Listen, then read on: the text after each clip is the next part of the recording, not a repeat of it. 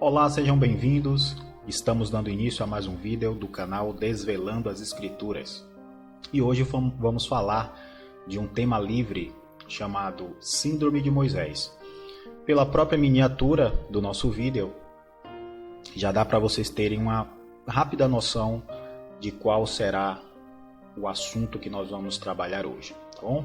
Então já aproveito e peço o seu like. Também eu peço que você faça comentários. Se quiser compartilhar o nosso trabalho com seus amigos, nós vamos ficar muito agradecidos. Então, sem perder tempo, vamos ao slide. Síndrome de Moisés. A chamada Síndrome de Moisés destaca o aspecto negativo centralizador, que é notório em todos os homens e mulheres que exercem uma função, que exercem uma posição de autoridade. No caso de Moisés, em especial, destacamos o fato de seu temperamento contribuir em sua postura controladora. Então, nós temos aí aquele paradoxo do chefe versus o líder. Todos nós sabemos que o chefe é aquele no qual todas as ordens, todo o controle passa por ele. Todas as decisões, é a palavra mais correta, passa diretamente por ele. Já o líder, ele trabalha delegando autoridade.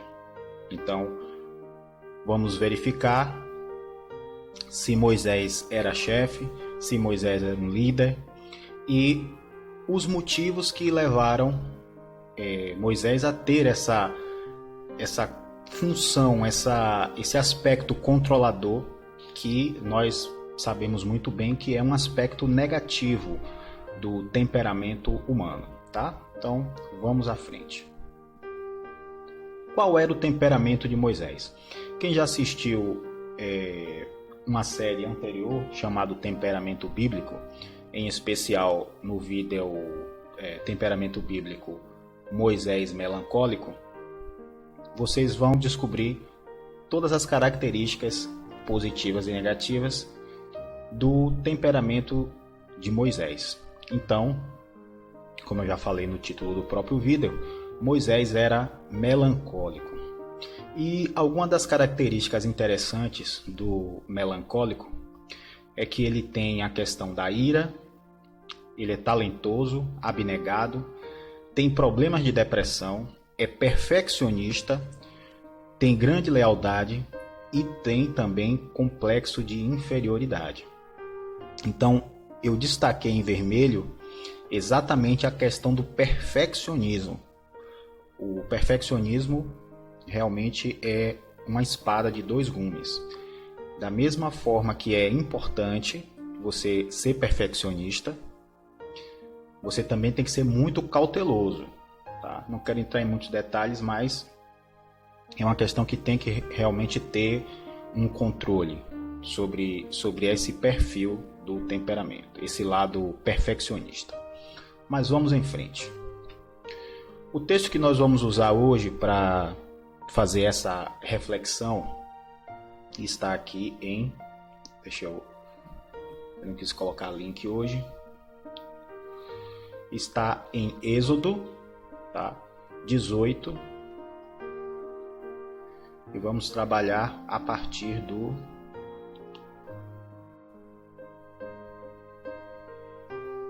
18.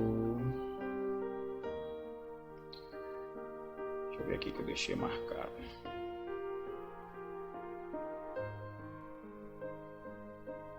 Aqui, do 12 até o final, 12 ao 27, tá? Mas nós não vamos utilizar aqui na Bíblia Online não, eu vou trabalhar todo no slide, porque já está tudo preparado, já tem alguns textos marcados, então eu preciso trabalhar por lá para facilitar para mim. Bem, então vamos ver os reflexos de um temperamento centralizador. Moisés era perfeccionista e extremamente zeloso com a missão que o Senhor havia lhe conferido.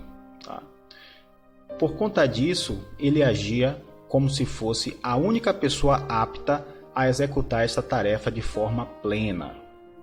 Então, vamos observar isso no Êxodo 18:14. E ele diz o seguinte: Vendo, pois, o sogro de Moisés tudo o que ele fazia ao povo, disse: Que é isso que tu fazes ao povo? Por que te assentas só e todo o povo está em pé diante de ti, desde a manhã até a tarde? Bem, quando vocês forem dar uma conferida, como bons bereanos, lá no texto que eu falei, Êxodo, começando do 12 até o 27, até o último versículo dessa sequência, vocês vão verificar que Moisés se encontra com Jetro, e aí eles fazem uma cerimônia. Enfim, não é o tema, não é a parte que eu quero entrar. E aí no dia seguinte, o Jetro, o sogro de Moisés, ele percebe uma coisa estranha, e é exatamente essa parte aqui. Ele percebe que Moisés se sentava em um determinado local e o povo fazia uma fila inacabável para poder trazer os problemas, para que Moisés julgasse os problemas do povo, as contendas do povo. Então, com base nisso, é que nós percebemos o quanto Moisés era perfeccionista e extremamente zeloso. Então, isso fazia com que ele tivesse esse aspecto do temperamento centralizador. Ele fosse uma pessoa que centralizava tudo em volta de si. Tudo que acontecia, quem tinha que dar a única palavra era Moisés. Então, isso aqui, nós vamos ver mais à frente, vai trazer diversas coisas negativas, diversas ocorrências, inclusive negativas, não só para Moisés, mas para o próprio povo. E, ao final, nós vamos ver exatamente como será o desfecho dessa história aqui. Vamos ao próximo slide. Qual a avaliação de quem está de fora? A ação da pessoa centralizadora nunca trará bons resultados dentro do grupo em questão, muito menos no que diz respeito a atores externos, ou seja, a pessoas que estejam vendo toda aquela situação de fora, que não tenham parte com aquilo ali. E especificamente aqui estamos falando de Jetro, porque Jetro não fazia parte do povo e viu uma coisa que chamou muito a atenção dele e em determinado aspecto acabou deixando ele meio abismado. Como é que um homem só poderia passar o dia julgando aquela fila de gente, né? Então ele já chama a atenção de Moisés. Veja o que vai acontecer. O sogro de Moisés, porém, disse: Não é bom o que fazes. Então, quando você tem aí a figura de uma pessoa que é centralizadora e aparecem atores externos, pessoas que não estão envolvidas diretamente com o problema, a posição dessas pessoas ou a avaliação delas sempre vai ser negativa. Por isso que Jetro, quando vê aquela situação, ele chama Moisés em particular e diz: Não é bom o que fazes.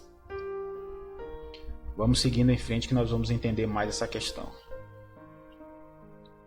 Quais as consequências de uma conduta centralizadora? Moisés já apresentava traços de cansaço, desgaste físico e descontentamento com toda a situação. Em fatos anteriores, podemos ver que ele chega ao ponto de explodir num ataque de ira. E veja a sequência da conversa. O que Jetro diz a Moisés, né, o que ele apresenta como consequência da forma centralizadora que ele agia com todo o povo. E aí ele diz em Êxodo 18:18: totalmente desfalecerás, assim tu como este povo que está contigo, porque este negócio é muito difícil para ti. Tu só não o podes fazer. Então, observe, tendo em vista tudo que Jetro viu ali naquele momento. Moisés não era mais o mesmo que esteve morando com ele vários anos e que constituiu família com Zípora, enfim. Jetro percebe que houve uma grande mudança no aspecto de Moisés, no humor, né, em tudo. E ele diz de forma assim muito clara: totalmente desfalecerás, ou seja, você vai morrer, não só você, mas também todo esse povo que vem contigo. Porque a obra, o serviço que você está fazendo é muito difícil para você sozinho. Tu só não o podes fazer. Ou seja, ele estava querendo dizer a Moisés, da forma desorganizada, centralizada, como você está conduzindo a vida, o caminhar desse povo, vai morrer você e vai morrer o povo. Vamos ao próximo. Por que Moisés foi levado a agir de forma centralizadora? Pelo texto, percebemos que o povo ainda não tinha um conhecimento aprofundado dos mandamentos do Senhor.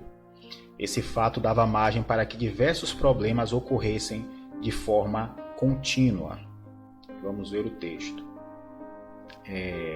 Êxodo 18, 15 e 16. Então disse Moisés a seu sogro: é porque esse povo vem a mim para consultar a Deus. Quando tem algum negócio, vem a mim, para que eu julgue entre um e outro, e lhes declare os estatutos de Deus e as suas leis. Então, ele dá como desculpa ou como argumento a Jetro que tudo aquilo ocorria porque o povo só tinha ele só tinha a figura dele como líder, e ele precisava mostrar ao povo, ele precisava declarar ao povo os estatutos e as leis de Deus. Então vocês vão perceber uma coisa aqui bem interessante. Aqui o povo ainda não tinha uma interação, o povo não tinha uma intimidade com as leis. Então, nós podemos dizer que grande parte do problema que acontecia, dos problemas que aconteciam e geravam aquela fila enorme de pessoas para Moisés julgar entre um e outro, muito provavelmente era porque o povo não conhecia, não tinha intimidade, não interagia com as leis e os estatutos de Deus. Então, vamos ver aqui a importância de conhecer os mandamentos. Êxodo 18, 20. E declares os estatutos e as leis, e faz-lhes saber o caminho em que devem andar e a obra que devem fazer. Exatamente o que eu falei no slide anterior. O povo não conhecia os caminhos, os mandamentos do Senhor. E isso fazia com que constantemente eles tropeçassem nos mesmos erros. Seja qual fosse o motivo do problema, sempre eles usavam como artifício a falta do conhecimento. Eu cometi aquela transgressão, mas eu não sabia que não podia fazer isso. Então, vamos pegar aí as pessoas que se envolveram naquela situação, naquele problema, e vamos levar para Moisés, porque Moisés é que vai ter que dar o jeito dele. Porque a gente não está, eu falo assim, como se eu estivesse fazendo aqui a defesa do povo. O povo não está bem instruído nas leis. Então, quem não é instruído nas leis, por consequência, vai acabar caindo nessa própria lei. E isso foi um problema que o próprio Jetro verificou e disse a Moisés qual era a raiz do problema. E essa aqui é a raiz do problema. A falta de conhecimento do povo com relação às leis, né? Como diz tem uma passagem que fala muito bem sobre isso. Diz que o povo padece por falta de conhecimento. E é exatamente o que ocorre aqui. O povo vai padecer por falta de conhecimento, de uma forma ou de outra. Vamos em frente. A sabedoria de Deus ajudando a resolver problemas. E aí nós vamos conferir em Êxodo 18, 19. Ele diz o seguinte: ouve agora minha voz, e eu te aconselharei, e Deus será contigo. Sê tu pelo povo diante de Deus, e leva tu as causas a Deus. Bem, olhando assim de forma rápida, isso aqui que Jetro falou a Moisés não iria mudar muita coisa. Ouve agora minha voz, eu te aconselharei, e Deus será contigo. Sê tu pelo povo diante de Deus, e leva tu as causas a Deus. Se você for olhar assim rapidamente, você vai observar que não teria muita mudança, né? Até porque Moisés já fazia isso. Mas ele não fazia de uma forma organizada, de uma forma que desse menos trabalho para ele. Ele não estava agindo com sabedoria para poder conduzir e guiar aquele povo na longa jornada que eles tinham ainda que completar. As características dos verdadeiros administradores. Veja realmente a sabedoria que foi concedida a Jetro naquele momento por Deus foi de tão grande que eu acredito que se hoje houvesse uma situação similar à de Moisés, a do povo que saiu de um país que estava escravo, ia para um outro local, etc. Eu acreditaria, eu acredito, que iria ter grande dificuldade de achar pessoas para que pudessem compor um grupo com Moisés e administrar toda aquela situação. Mas veja o que vai ser dito por Jetro em Êxodo 18, 21. E ele diz o seguinte: e tu, dentre todo o povo, procura. O que você deve procurar? Quais são as principais características dos homens que você deve procurar para colocarem a seu lado e gerenciar, administrar, fazer uma governança sobre o povo? Veja o que ele diz. Primeiro ponto: homens capazes. Segundo, tementes a Deus. Terceiro, homens de verdade e que odeiem a avareza. É por isso que eu disse anteriormente, se fosse para achar homens com esse perfil hoje, seria muito complicado. Homens capazes, tementes a Deus, homens de verdade e que odeiem a avareza. Eu não sei se realmente Moisés conseguiria completar o trabalho dele, sabe? Porque com essas características de homem aqui, nos dias de hoje, seria muito complicado. Mas vamos em frente. Como esse problema deveria ser atacado? Como é que você, sendo um bom administrador, como você ataca um problema? Qual era o problema que Moisés tinha ali? A falta de organização. Ele centralizava tudo, todo o problema, desde água para beber, até uma comida que estava acabando, adultério, um homem mantendo relação sexual com a mulher de um outro homem de outra tribo, menino brigando um com o outro, um copo de água que um tomou que não era seu e era de um outro. Era todo tipo de problema que Moisés tinha que resolver, desde problemas pequenos, insignificantes, até problemas graves. Então era exatamente isso que estava sobrecarregando ele. O fardo realmente era muito pesado para ele sozinho. Então Jétro dá uma receita para ele. E aí vamos ver o seguinte. O que ele desenhou para Moisés foi isso aqui. E aí agora eu vou explicar. E põe-nos sobre eles por maiorais de 1000, maiorais de 100, maiorais de 50 e maiorais de 10. Ou seja,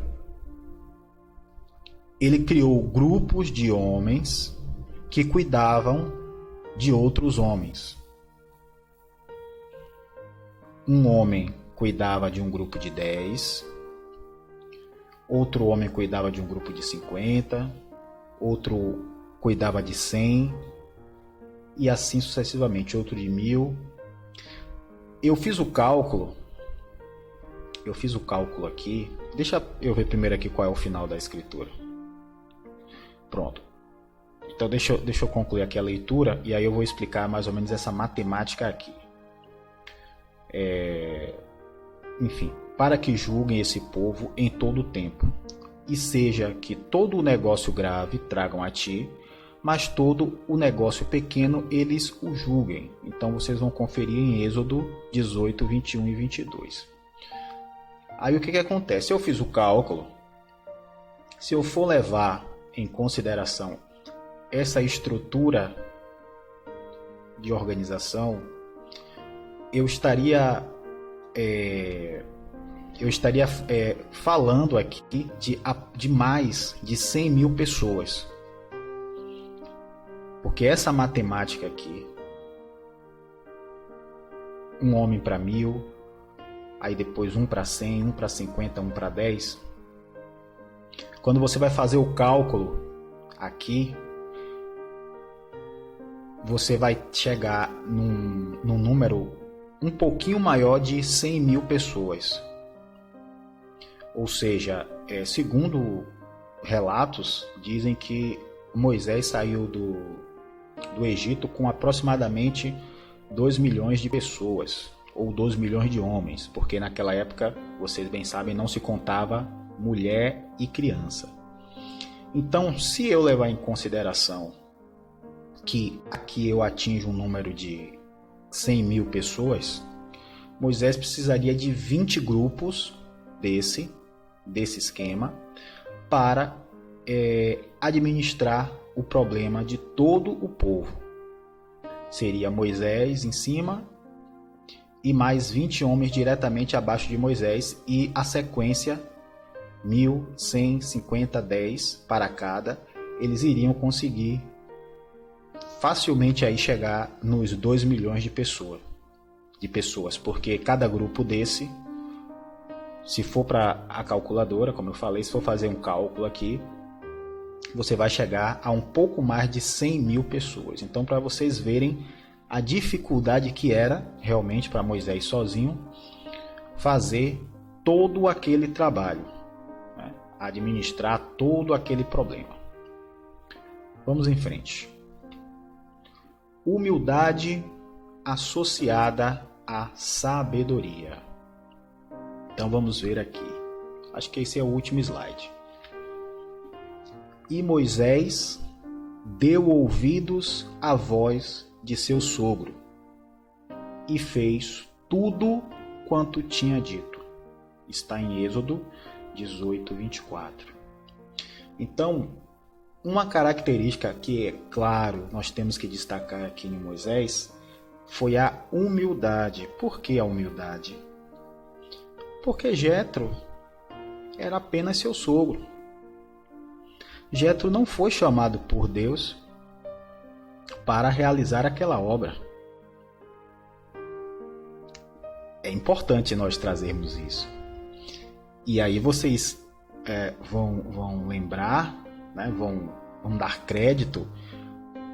Quer dizer, Deus lhe chama, né? Faz todos aqueles sinais, todas aquelas maravilhas, faz com que Moisés tenha coragem, Moisés e Arão tenham coragem de ir até Faraó e diretamente peitar Faraó, né? E toda aquela história que vocês sabem do período da saída do Egito. Faz o mar se abrir, etc.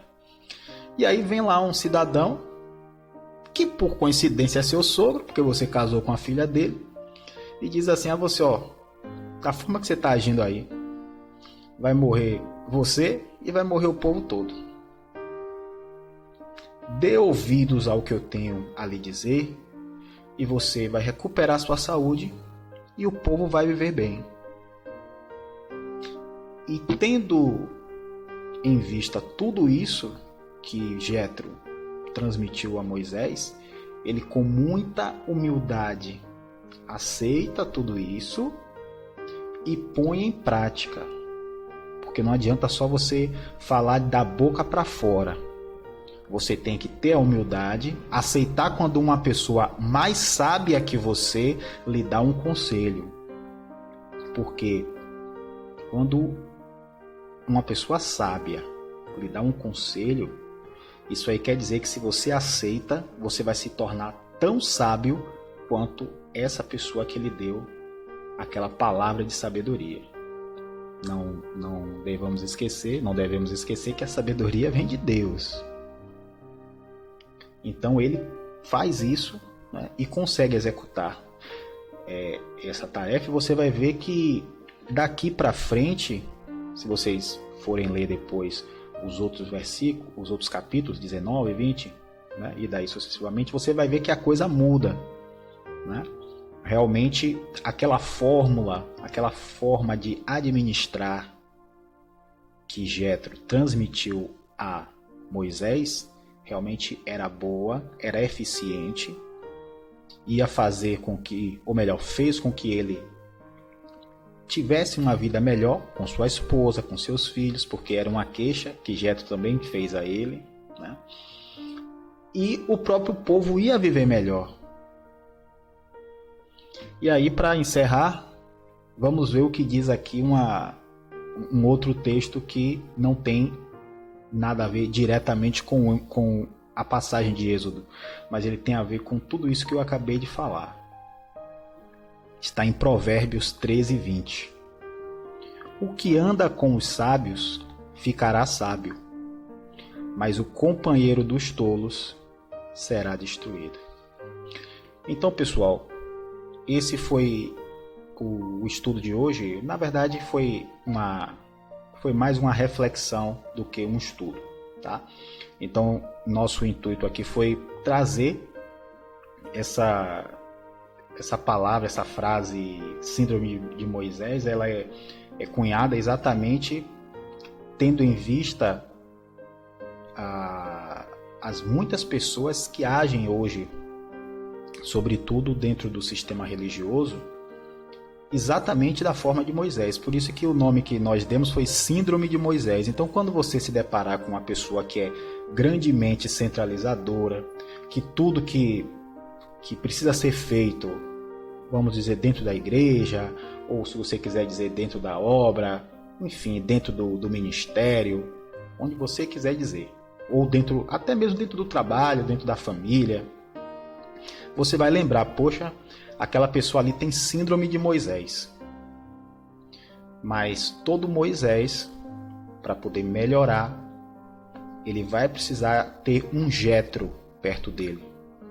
para lhe transmitir palavras de sabedoria, para que ele próprio viva bem e todos aqueles que estão sendo liderados por ele também vivam bem da mesma forma que ele.